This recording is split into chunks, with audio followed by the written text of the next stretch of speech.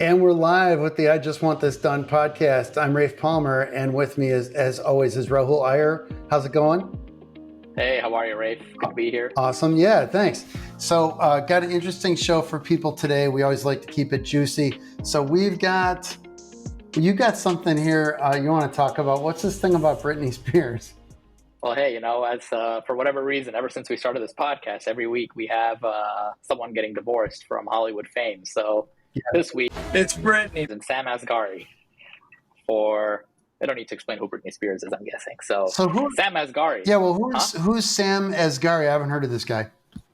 This guy was her fitness instructor, essentially, back when she was as part of her conservatorship, and that was part of her life for more than a decade. So eventually, in June 22, I think she got married after that whole conservatorship was lifted, and she got married to this guy. They were dating for a while she was still sort of in that whole space. Yeah.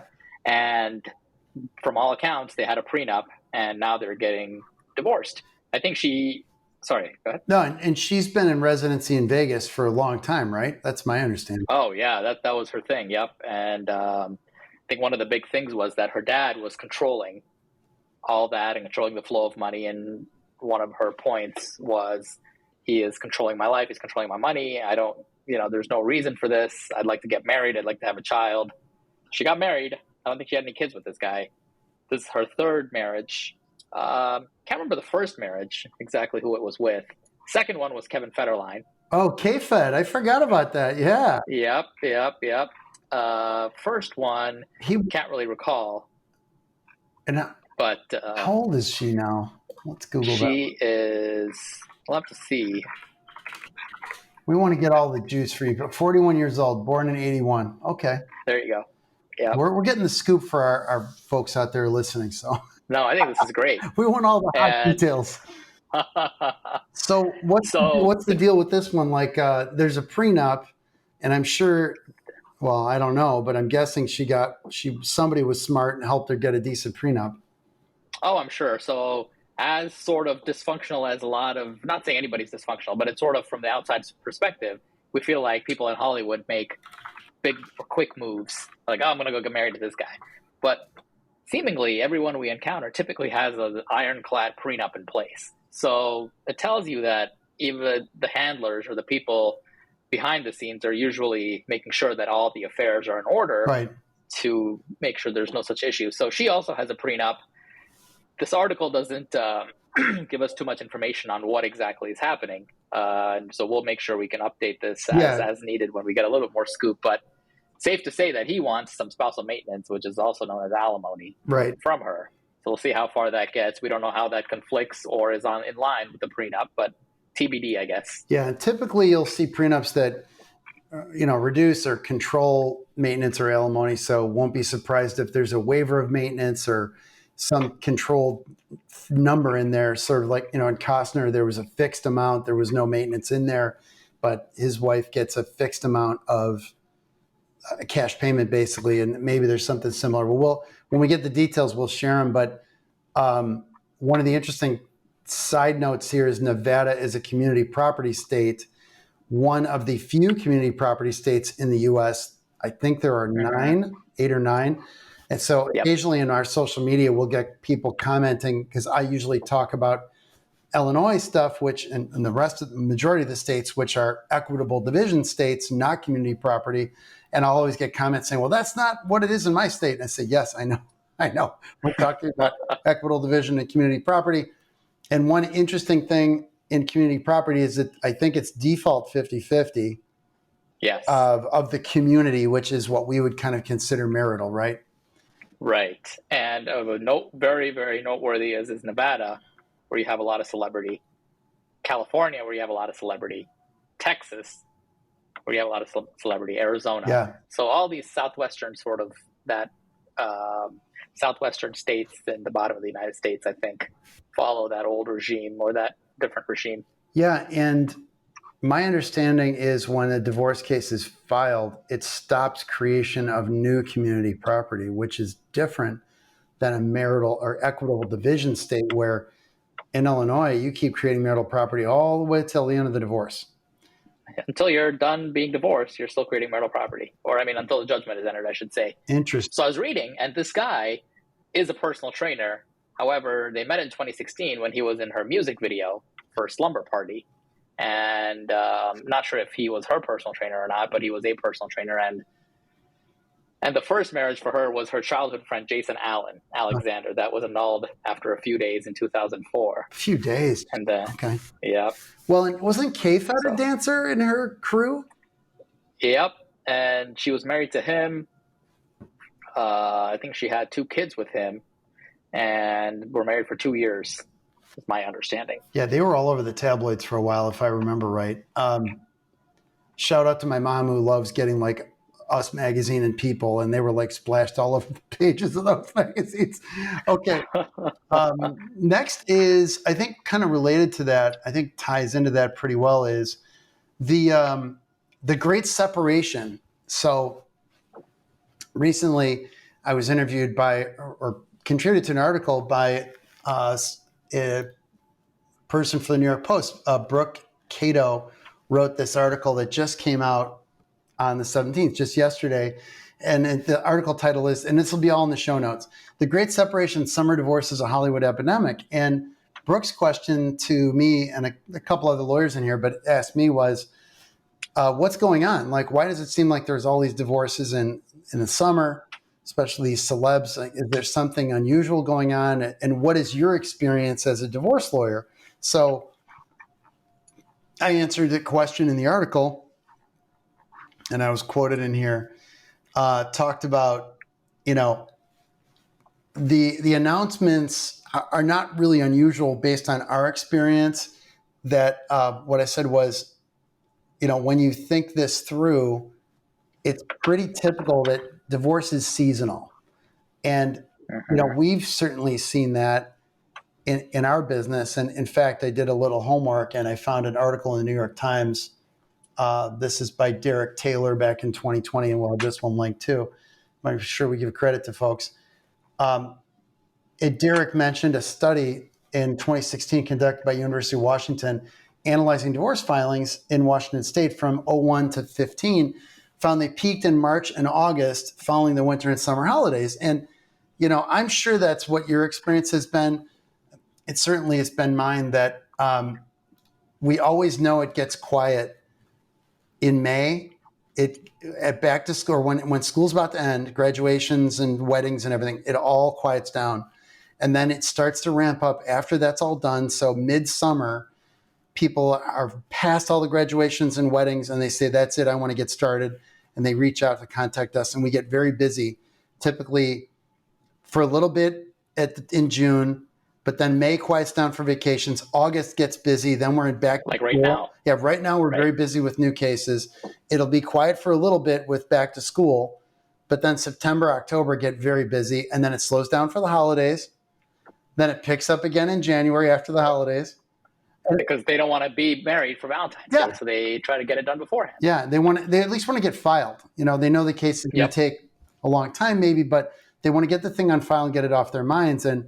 But people don't want to start a case like during the holidays, and they don't want to start a case in the middle of when their kids are about to graduate high school. So you see these, it's almost a sine wave going up and down where these filings come in waves, and it's true for celebrities too. They're no different. So I wasn't surprised to see these announcements coming in sort of midsummer into August. And a couple of them were right in January, like we said. Like the Costner thing started, I think, in January, mid or late January. So, and with celebrities as well, and I think you might have seen this, Raif, is with celebrities, athletes.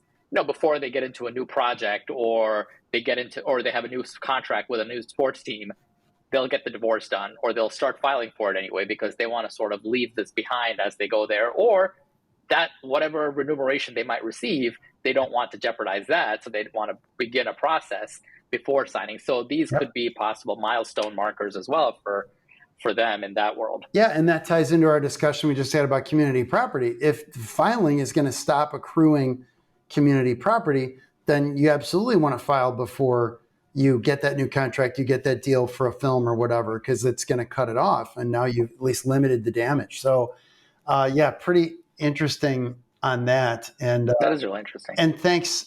Also wanted to thank New York Post for featuring me and Brooke Cato. Very much appreciate doing that. And always happy to come on again and answer questions if we can. So, and she commented on the link to the book, which I appreciate. So I just want this done for those of you who may not know.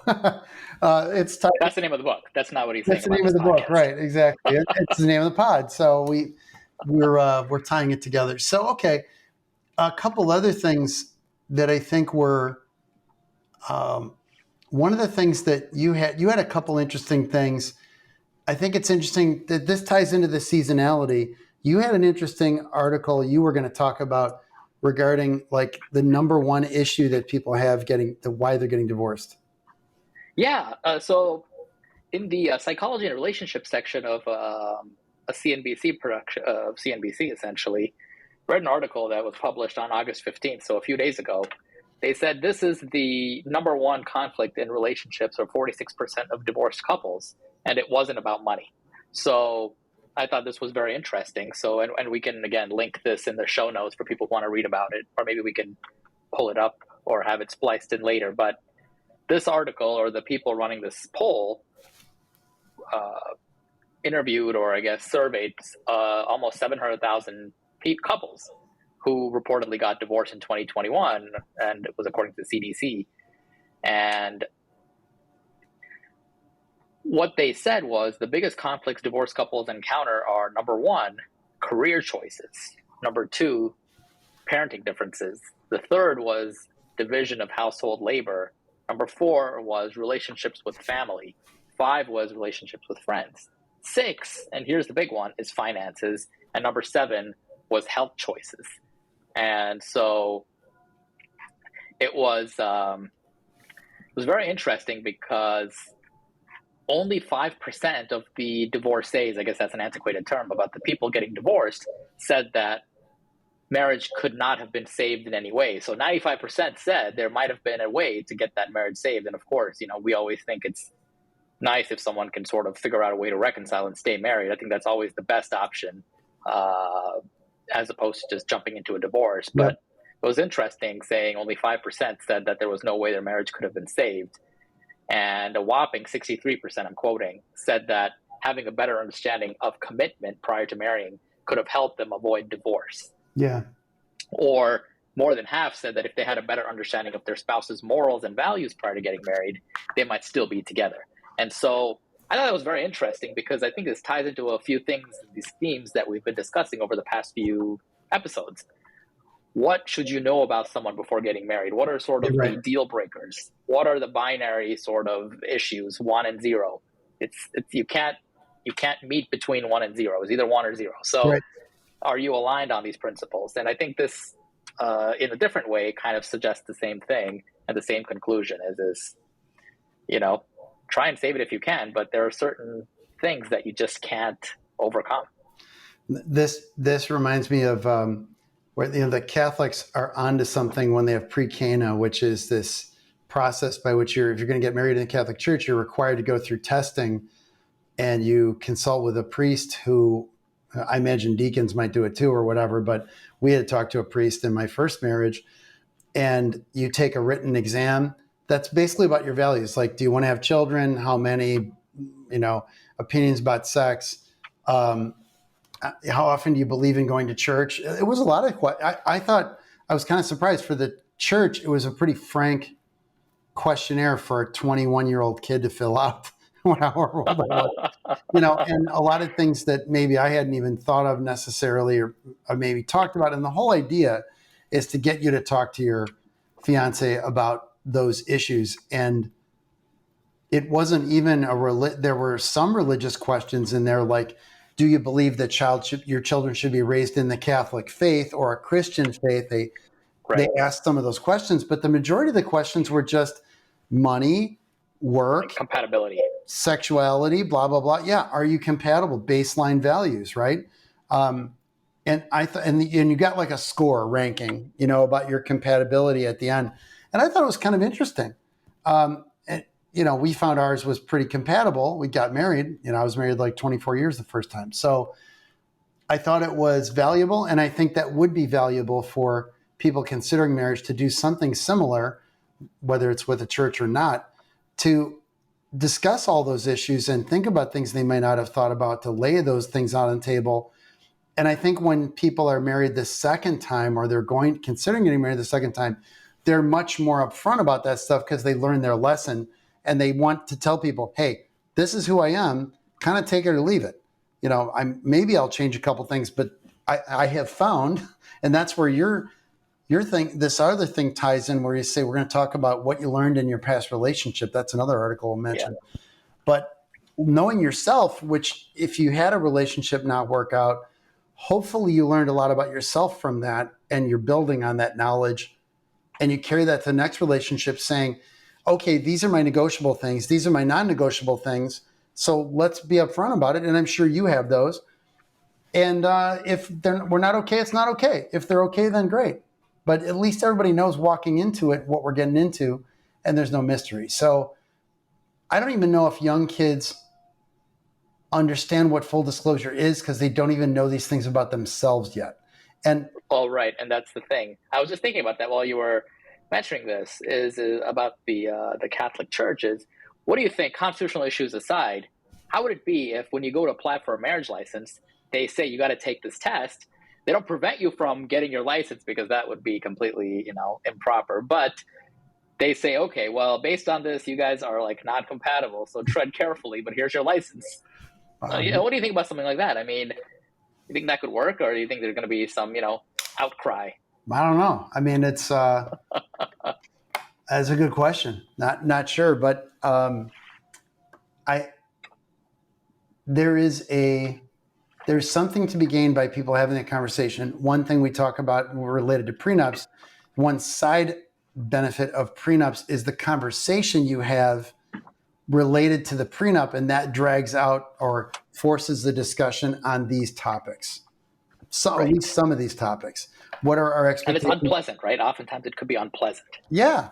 But those are important conversations to have, because you don't want to go, 5-10 years down the road and find out that we're not compatible. There's some major problem. Like you said, one of us wants to have children, the other one doesn't. That's a binary. That's a marriage ending situation. So about this article, though, I look at this and the list is like, number 1, career choices, number 2, parenting differences, like you said, division of household labor. Yeah, these are things people get into fights about or arguments about. But, when there's a mutual respect and an interest in making the relationship work, people figure out ways to deal with these various issues. And to me, there's like an overarching thing that these are subsumed under. And that is something like, if somebody asked me what's the reason people get divorced, and I think I had this on Twitter a couple of days ago on my Twitter. I was going to say, did you see something on Twitter? Yeah. I think so. I think I posted my thoughts, and it was, when I do consultations, the vast majority of people say, we fell out of love, or some equivalent of that. It's not fun anymore. They're not really into me. We're good roommates. There's not often, people always expect there's all this animosity and there's like this explosion. Yeah, and that happens sometimes, but many times by the time people come to us, that stuff's usually water under the bridge, or they might be past it to some extent. At least one of the two people is in the couple, but it's usually a much more mundane thing that they fell out of love, or it's the magic's gone or whatever, and people don't know how to regain it. They've lost some mutual respect, And yes, there are affairs. Yes, there are abuse situations and other things, but the more common thing, or the initial root cause, is this falling out of love thing. And these other things might contribute to it. They're like annoyances, right? They're like burrs under the skin. Little triggers. Yeah. Like, you never clean up after yourself, right? Yeah. Or my husband's family always dominates our life.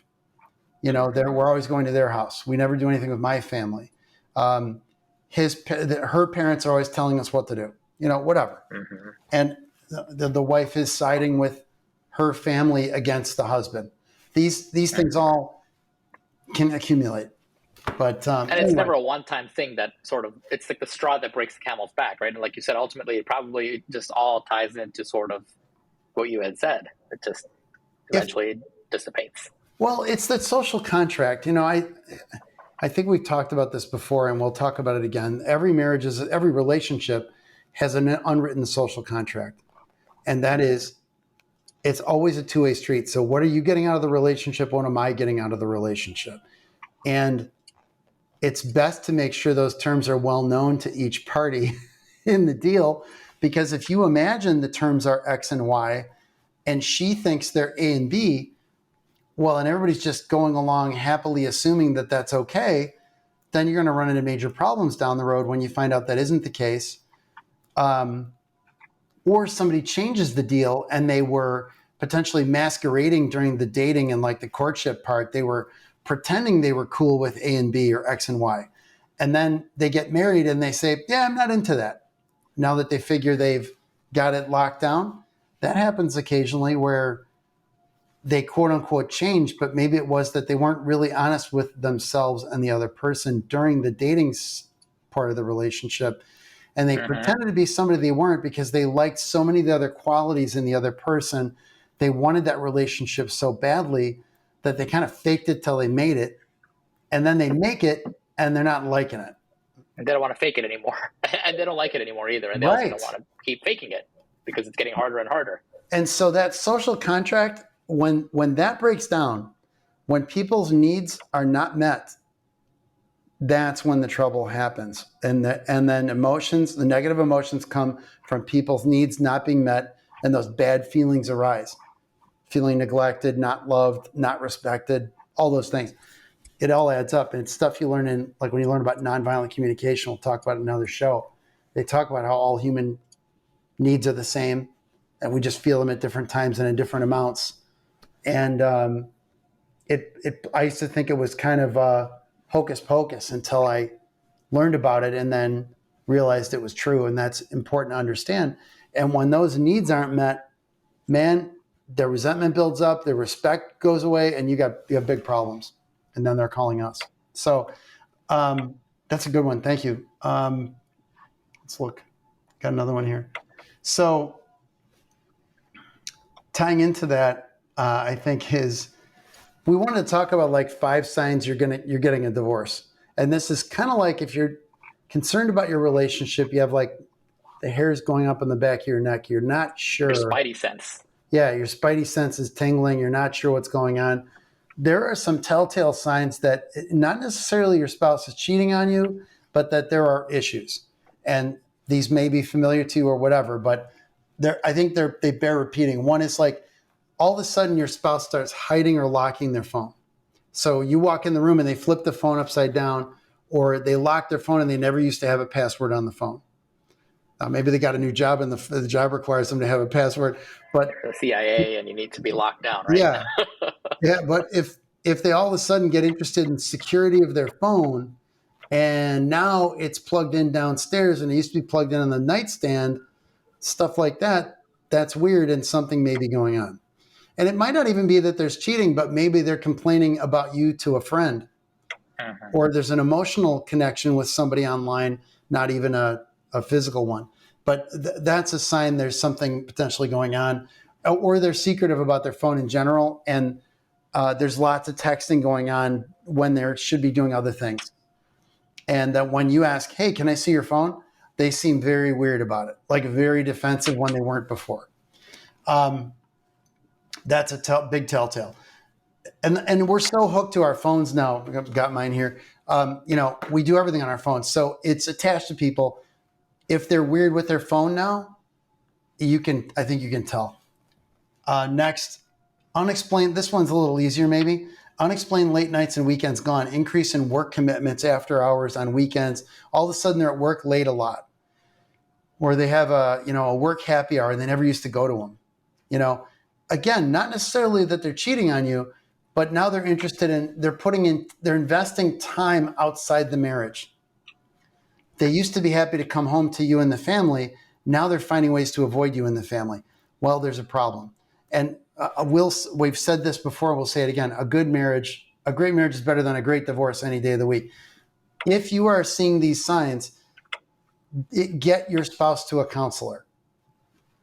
First of all, get one for yourself to make sure you understand your own feelings and everything, and suggest they get one. But ask them to go to a marriage counselor, get a good one, and start airing out these issues. You've got problems and you've got to talk them through. And hopefully you catch, the key is early detection, just like a disease. Finding out early means it's fixable. If it goes too long, it's too late. And the mistake we see, Rahul and I see all the time in our firm, by the time they see us, generally it's too late. They have crossed you have to cross a huge emotional bridge to call a divorce lawyer or text a divorce lawyer's firm and have a consultation. It takes a lot. People will say to us, boy, I can't believe I'm talking to you. It took me a lot to call you, and I can't believe I'm having this conversation. These are people who have married 15, 20, 25 years. And so when you see trouble, don't sweep it under the rug. Don't try to ignore it. Address it. You're showing respect to your marriage and to your spouse by paying attention to the signs. Okay. It's like stage 2, stage 3, stage 4, and now you're terminal. And that's when you come, that's when people come here. Yeah. It's unfortunate. So if you see it at stage 1 or stage 2, there might be possible cures, just like any disease. Yeah. And that's a very good point. And we have enough to do without another divorce in the world. So that's like, people always say like, oh, you just want more people. People actually, I talk about how I'm pro-marriage, and they think it's like some great business plan of mine to promote marriages so that I can do more divorces, which is insane. That's a real great business plan. So no, we have plenty to do. I'll wait for them to get married and then subsequently get divorced 15 years later. So I have a possible case. We need to retire, in a reasonable time. So I'm not interested in that. So that's what they call it, is the funnel, the business funnel. That's too long of a funnel. I'm not interested in waiting 15 or 20 years. We have plenty of work to do, folks. So please stay married. And oftentimes when people call you, a lot of it's like many times if I hear their story, I'll say, before we get any further, can we reconcile here? Is that possible? Can you get back together? Could some therapy do it? Because again, we don't have to necessarily divorce everybody who walks into our door. If you can stay married, that's the best endorsement ever. Yeah. Or like you said, a good marriage is better than a good divorce. We've had reconciliations. My very first divorce, they remarried each other 2 years later, and we've had cases where they called off the case and stayed married, and that's great. And so that's if we can help people avoid this stuff, then that's good too. So and that always makes us happy to hear that. Yeah, well, who better to help you avoid it? Just like when there's a Dr. Philip Ovadia, shout out to Dr. Ovadia, who has a book about avoiding his operating table. And he's a heart surgeon. He talks about healthy eating and all this stuff you can do to avoid getting it. He's busy enough. He doesn't want another patient to come in if they can avoid it. So we're trying to do the same thing. If we can help with a little bit of prevention, then we're doing a good job. So a couple other things to look out for. Money moves that are unexplained. So some money's mysteriously missing from the joint account. Where'd it go? No explanation or foggy explanation. Or your spouse starts taking out large amounts of cash from the ATM on a regular basis, and they used to need $100 a week, and now they're pulling out $400 a week, $500 a week. It's unusual. They're probably putting in a separate account somewhere, and they think it's a clever way to sort of hide it. So money moves are weird. That could be something too. Suddenly your spouse is interested in the gym, and they're buying new clothes, and they're getting on a fitness kick. Well, that's great. That's a positive thing. But if it's totally out of character and it doesn't seem like it's prompted by anything, then, it's positive, but be concerned that there's something else behind it. What's going on? What are they looking for? Is there a concern to look, is there a relationship outside, or what is motivating that? And maybe is it health reasons, or is it, all of a sudden after 12 years of not looking at a dumbbell, now you're a gym rat? People don't change that, Well, They don't do a 180 that much. That's right. And there's something happening. One thing I've always said is times change, people don't. And that's, it's so true. It's very, very hard for people to change, fundamentally. And it's the diet book and fitness industry is testament to that fact. If people could change easily, the multi-billion-dollar diet and fitness industry would not exist. Because I can give you the best diet and fitness advice right now in 10 seconds. And that is eat fewer calories than you burn and be active at least, half an hour a day. Lift heavy weights 3 to 5 days a week. There it is. I solved your fitness problem. And, but we have a multi-billion-dollar fitness and health industry because humans have a very hard time changing their ways. Well, so when you see something major change like that, something's going on. Another one. You're going to say something. I was going to say, and your brain might tell you, hey, we need to start working out. You might do it for a day or two, or even a week or a month. You'll stop at some point, unfortunately, unless there's some extrinsic motivation, and this could be that motivation. So, some people do get religion, and they, so to speak, and they feel their health they're not in good shape, and they genuinely want to get in good shape and take care of themselves. And there are obviously positive things here, but just it's one of many things to watch out for. And on top of that, just wanted to mention is just generalized self-interest. That is, your spouse all of a sudden is very into themselves, keeping to themselves, spending time alone, taking the dogs for a walk when they never did that before, or it's rare, going running on long runs, kind of tying into the fitness thing, but a lot of solitary time and self-interest. Now, again, clothes, fitness, all that kind of stuff. And it's sort of like, well, what's that about? And less attention to the other spouse is probably a big thing. So one thing that I think is worth noting is there's a theory that this one author had about your number rating and your spouse. And everybody knows, 0 to 10, right? Like a 10 is perfect visibly or whatever, and a 0 is not. Well, we kind of know from, anecdotally or whatever, that for men and women, it's a little different, right? So women rate guys to some extent on looks, to some extent financial, career, things like that. Men generally kind of consider women mostly from a biological hardwired standpoint from looks and child rearing ability. It's kind of how we're biologically wired. And I'm not saying anything scandalous. This stuff is on the Discovery Channel and you can Google it and everything else. Yeah. And so these are kind of the way things are. Well, generally, people kind of like finds like. Generally, people kind of marry at their number, more or less within a ballpark. So like if you're an 8, you're probably going to be married to an 8 in those worlds. So if you think about it, it's generally true. Well, and I talk about this in my upcoming book that I'm working on. So if your number ranking falls relative to the other spouse, they may resent that. And that could be that you're not putting an effort at the job anymore. You're not putting an effort with the children. Your number rating is kind of a combination of a lot of things to your spouse, and they're not even thinking about it that way. But again, it's like loss of respect. Yep. You were even when you got married, but are you carrying your share of the load? Are they carrying their share of the load, so to speak? You're getting lazy, right? I mean, yeah. Maybe they're not looking good. They're not taking care of themselves. Their health isn't good and it's self-inflicted. They're not helping around the house. They're not taking care of their job. The ambition they showed when you were married is gone.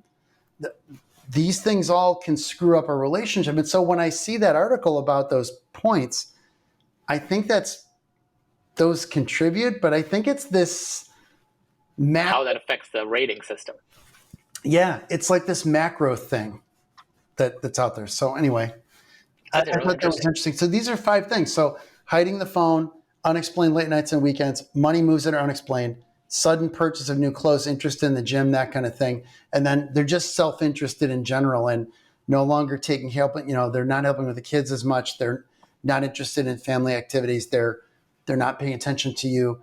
They don't want to go on date night, things like that. So anyway, I thought that was useful for folks to know. what's to lighten this up? Speaking of when somebody's paying attention to somebody else, I thought that you had this interesting Tinder date thing, and tying into our Tinder theme. We want to make sure we keep up with crazy Tinder dates, and you had one to talk about that was interesting.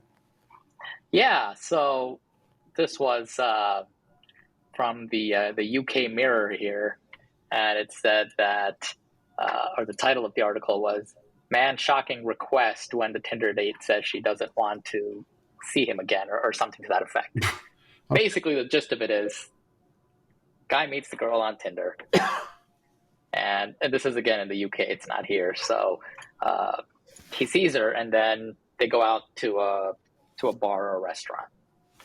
He buys a drink for about, we'll say dollars. They're talking about it in pound sterling, but we'll say dollars. So he buys a drink for $2. She orders a larger drink, according to him, for about $10. And they have this nice time. What, did he get like a Coke and she got like a martini or something? A martini or margarita, and he got like a Bud Light, you know? Yeah. And so they had this date, and then they said goodbye, they left, and then he sends her a message again saying, "Hey, I enjoyed myself. When can we see each other again?" She responds, "Hey, it was a great time. I had a lot of fun." And I'm paraphrasing here. "I had a lot of fun, but, I think we should just be friends. I don't think there's any chemistry here, and I don't, think this is going anywhere." Oh, snap. So then, so he was faced with some rejection. He doesn't have as much game as he thought, I guess. So now he's offended. His ego took a little bit of a hit. So then he says, "Well, that's fine, but I just want to make sure you understand that when we went out, I had a $2 drink, and for some reason you insisted on having this very expensive, large $10 drink. And I don't think that was cool. I thought it was completely unfair. And so I'm going to want you to repay me my $10 that I spent on you." And the article basically ended saying, looks like he's going to have to keep waiting. So totally confirming the girl's opinion about this loser. Nice move, dude. Yeah, right. Have you seen Super Troopers? Yeah, no, I haven't. But okay, well, that's a great movie, a cult favorite. But at the beginning of it, it's like, if I was to paraphrase it, what that reminded me of was this group of kids are driving, and they get pulled over by these cops who are just pranking them.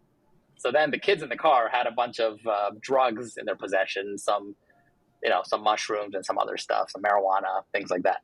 So one of the kids is like, "You got to eat it to the last." By the way, we're not condoning the drugs here, ladies and gentlemen. Terrible. Yes. No, don't do drugs. No. Tells the guy, "Hey, you got to eat all this before the cops get here." So this poor guy eats all of it. And then the cops come, and then they just kind of give him a hard time, and then they leave. And the guy's like, "Man, you must have eaten like $10 worth of X and $10 worth of Y and $10 worth of Z."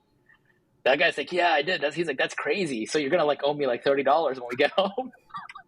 Perfect. So that's kind of what I thought of. I'm like, well, you didn't have a good time. Now you owe me $10. Oh, so man. I thought it was just another loser on. And this is what, again, guys wonder why they struggle with dating. It's like, this is sort of basic stuff, guys. You don't get the money back. Any hopes of winning her back? Not anymore. Yeah, you don't get the money back. That's what we call a sunk cost in economics, ladies and gentlemen. Yes. Okay.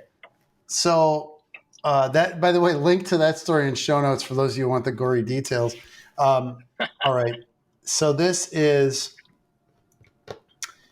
we got another interesting one here. This is tying into breakups, I guess, and divorce, and in also dating that doesn't go well.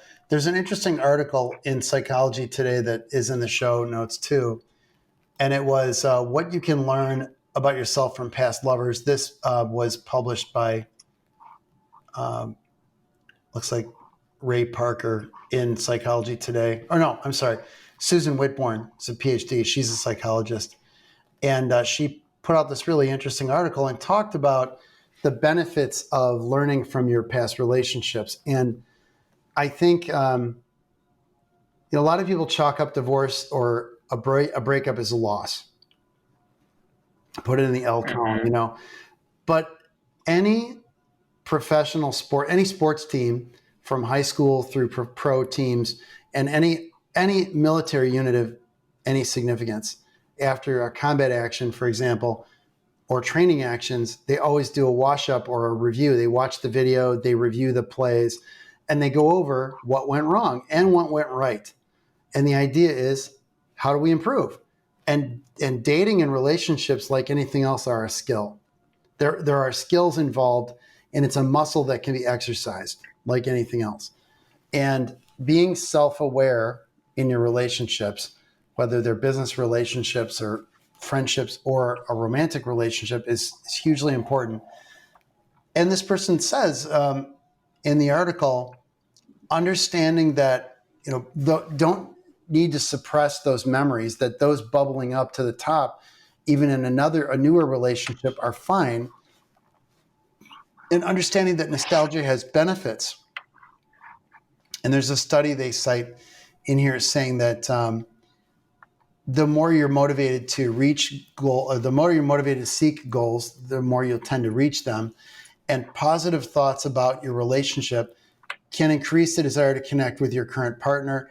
They can help you see yourself as growing psychologically, I should say, and understand that you're somebody who is sort of deserving of intimacy, or somebody who's sort of a bit able to have an intimate relationship with somebody. And I thought that it was, it's important to understand the learning potential of those past relationships and not just try to shut them out.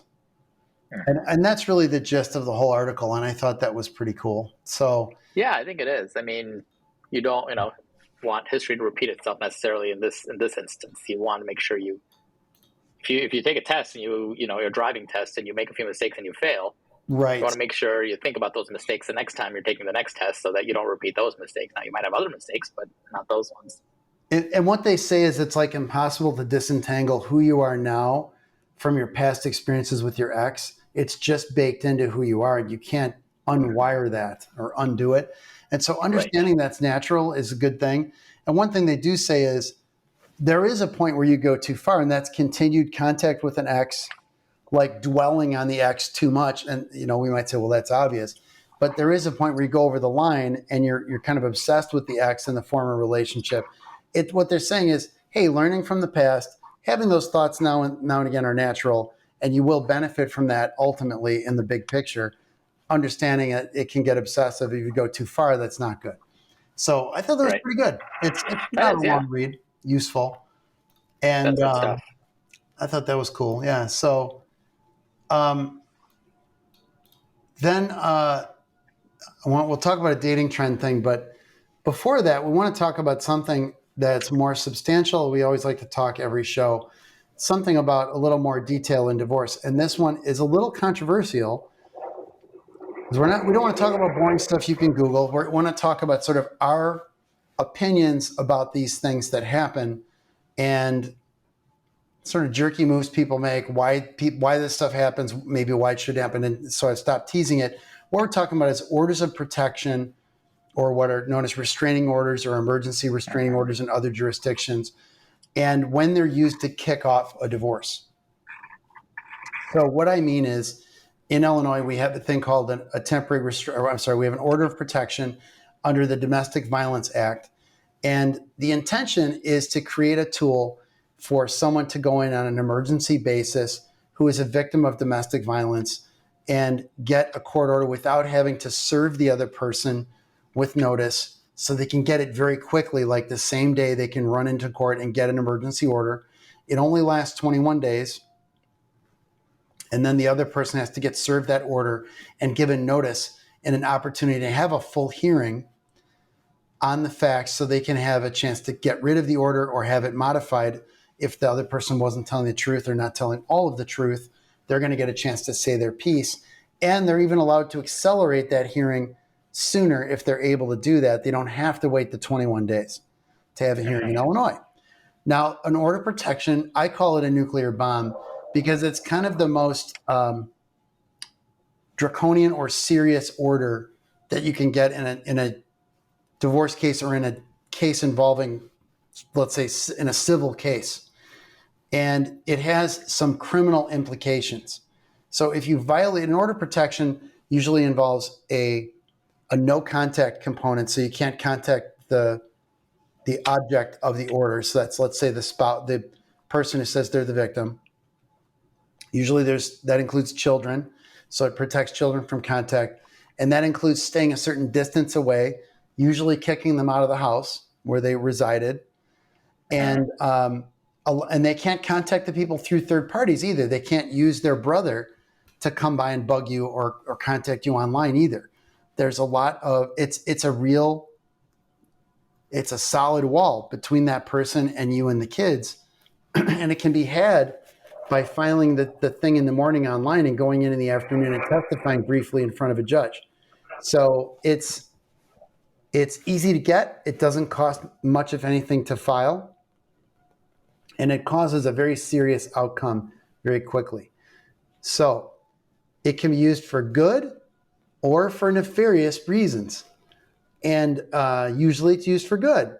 And folks, usually women, not always, but mostly females, victims of domestic violence, will use these orders to try to, to get a handle on the situation and protect them and themselves and their children immediately upon a domestic violence incident happening. They call the police, and then they go to, after that is immediately dealt with, they can go to court and get some short-term relief while things get sorted out. So the other portion of it is, if the subject of the order violates the order, they can be criminally charged and jailed. So it has teeth in it that are very serious. They also get their guns taken away. So if there's a concern about firearms, they can get their firearms taken away. So it has a lot of serious implications, and they're very hard to get back, by the way. I know from cases we've handled in the past. They take your FOID card away. In Illinois, you have a card that allows you to possess firearms. They take that away, and it's very hard to get back. And it takes months, if not years. And you're caught in all this bureaucracy. Yes. And so it can be used positively, or the way it's supposed to be used, when people are victims of domestic violence, and they can go in and convince the court that they should have an order of protection entered. And then typically you might see a divorce case filed, which isn't unusual in the domestic violence situation. And then the order of protection, that case gets rolled into the divorce case. Sometimes it doesn't. It depends on the jurisdiction. So, and your mileage may vary. We're talking about Chicagoland. If you're in another state, it's maybe a different system, but they're similar. And here's what we're talking about. That's sort of the school of dirty tricks thing that we have seen, is when it is not a domestic violence situation, when the people are just maybe arguing or something, and maybe they're not even doing that, and the spouse wants to kick the other person out of the house and sort of seize control of the situation and paint them to be a bad person. They go get an order of protection. They make up stuff that they tell the judge because they know the other party's not going to get a chance to speak up. They get the emergency order.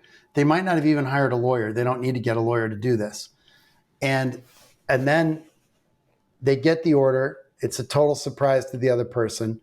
They can't contact the children. They can't contact their wife, their spouse. And they have to go find a place to live for 3 weeks, sometimes more. And it's rough, obviously. And that's a hell of a difficult way to find out you're getting divorced. Then the other person maybe gets a lawyer and files a divorce case. So there are people who might not be telling the truth that can use this for the wrong reasons. And also, I don't think they realize how serious the order of protection is, because one thing we'll find is the person who gets the order will start reaching out to the soon-to-be former spouse, trying to get them to take the kids and stuff. I'd say, well, can you have the kids for the weekend or whatever? And the order is a complete ban. These orders are like total bars. That's why I call them nuclear bombs. There's no middle, and rarely. And a lot of times when we, Rahul, maybe you can describe like what happens in the divorce cases when they get rolled in. Like, what do we normally do in those cases when, let's say, the OP, we call them OPs, is too much, and really it maybe was needed at the initial moment, but everything calmed down and the order is too much later on? Right. So when it becomes, so regardless of whether or not it was legitimate or illegitimate, once it's rolled into the divorce, now the divorce court has jurisdiction. So the order of protection judge, at least in Illinois here in the Chicagoland area, can either grant or deny your order of protection and can only stay within that world. Now a divorce judge has a lot more flexibility to be creative. So what they typically do is they can make additional orders for things like parenting time or coming back home to get some of your belongings or having additional sort of telephonic contact with the protected party, at least only to talk about the kids or to make sure you can talk to the kids, so on and so forth. So I think the court has a lot more flexibility there. They can also sort of, oftentimes what they also try to say is, look, you don't really need an order of protection. This is more about just making sure he doesn't bother you anymore or she doesn't bother you anymore. So why don't we get rid of the order of protection? Say you guys are going to mutually stay away from each other. So there's no contact, no unlawful contact with each other. It's mutual. You don't talk bad about him. He doesn't talk bad about you. You'll talk about the kids and that's it. Just basically, play nice, basically, is what they end up doing. So that's also an option that the courts can often employ. Yeah, and we try to de-escalate the situation. Once we assess what's going on and we find out, okay, nobody hit anybody else. It wasn't terrible.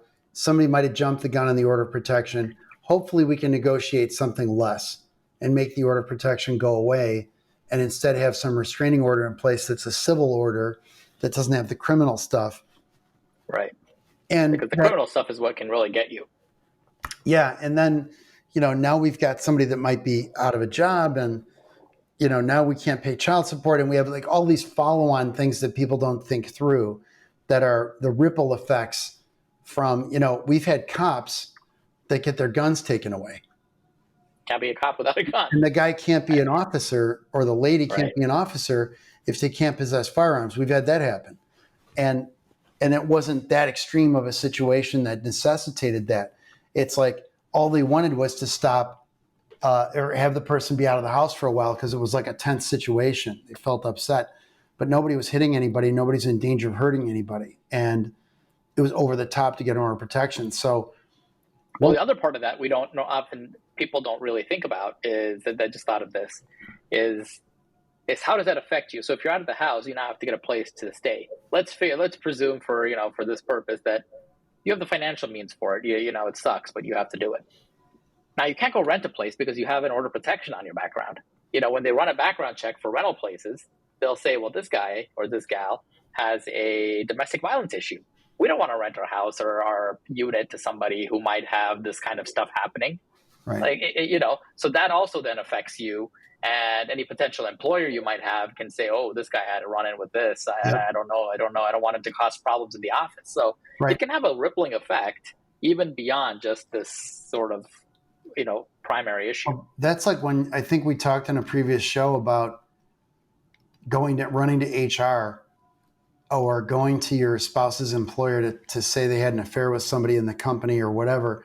And you might be a do-gooder and you just cut your own throat. And you blew up your soon-to-be ex's career for what? You may want to get support from that person.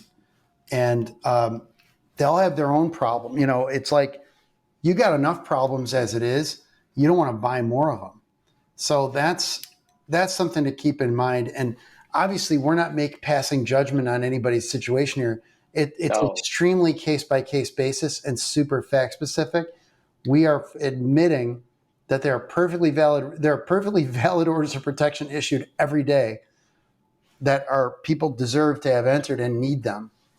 And we've advised clients, we're like, you need to go get an order of protection right now because we as lawyers, we're not police officers. Yes. We can't really do much more than do something in a courtroom or file pleadings. Right. So we tell them, you call the police or you go get an order of protection right now. Yep. But in the same vein, we tell people this, this order of protection, that when they come to us, we'll say this order of protection looks bogus. Or they ask us, should I get an order of protection? We tell them no, not for something like this.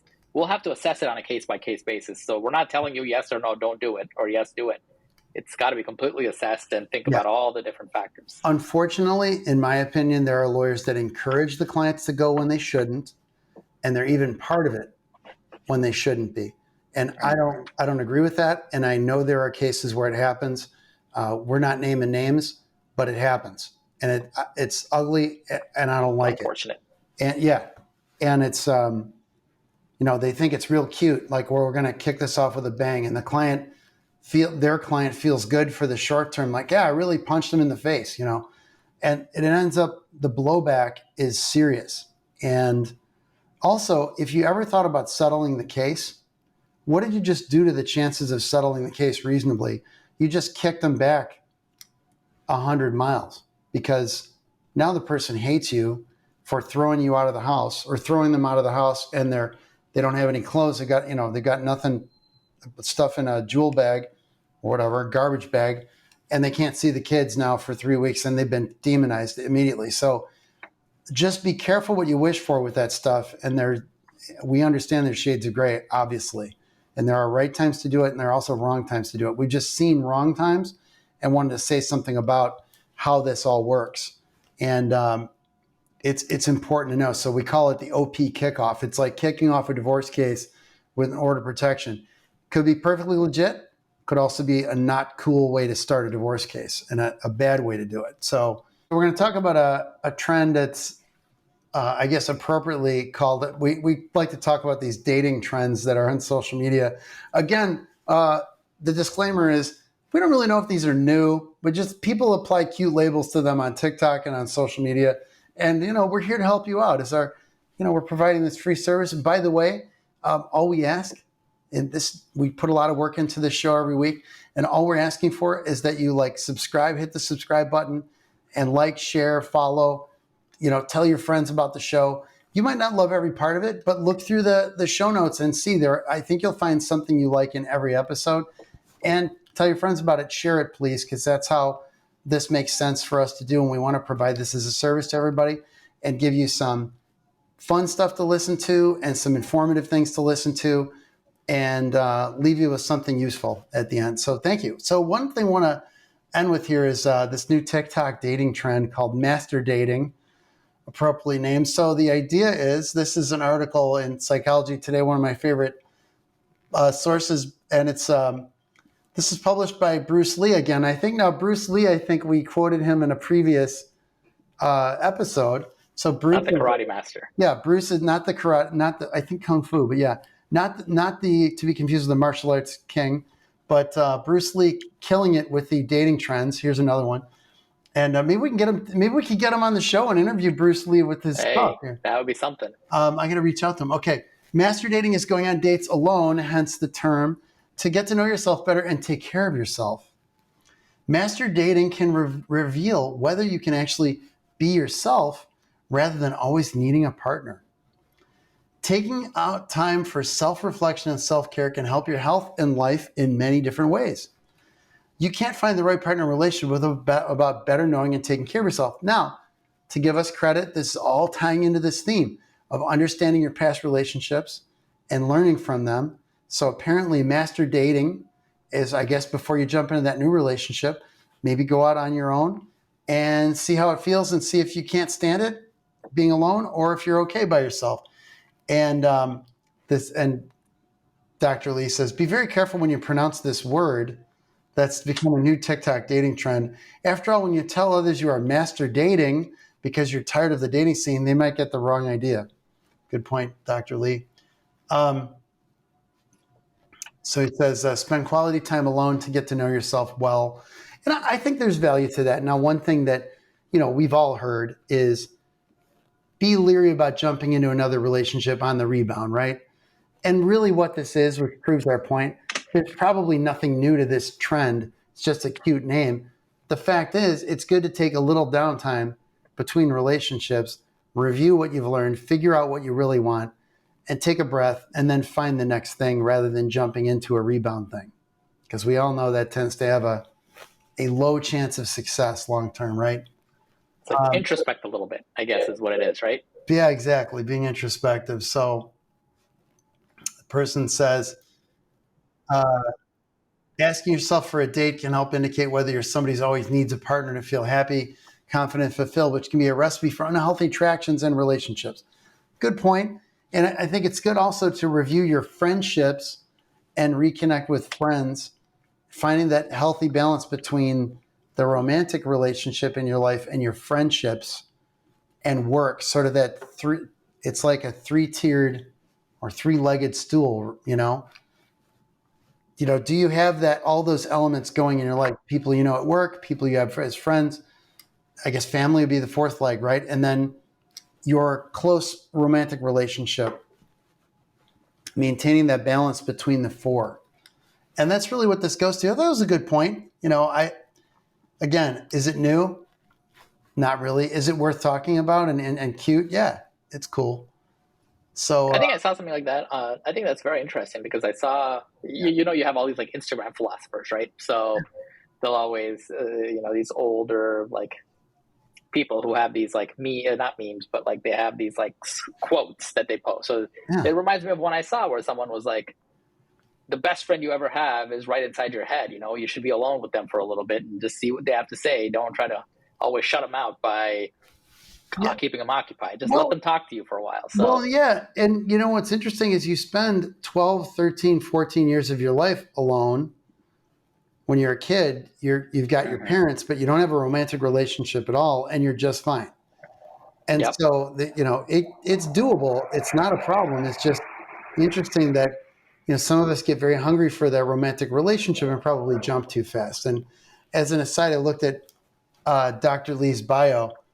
Bruce Lee, MD, MBA, Dr. MBA, impressive, is a writer, journalist, professor, systems modeler, computational and digital health expert, physician, avocado eater, and entrepreneur. We got to get this guy on the show. Yes. So anyway, that's it for a week. So I thought it was interesting. So that's the pod. Thanks, everybody. I hope you liked it. Please like, follow, share, and ask us questions. We like seeing the comments. That helps us with our doing better for you in the shows. And as always, I'm Raif Palmer, and that's Rahul Iyer. Thank you very much. Until next time.